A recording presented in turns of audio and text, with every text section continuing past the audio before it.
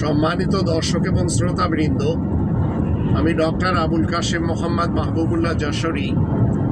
বাংলাদেশি সেবা পার্টির পক্ষ থেকে আপনাদের সকলকে জানাই আসসালামু আলাইকুম ওয়া রাহমাতুল্লাহ। আপনি যখন জেনে গেছেন আপনার স্ত্রী আপনার সাথে বিশ্বাসঘাতকতা করেছে, বেঈমানি করেছে,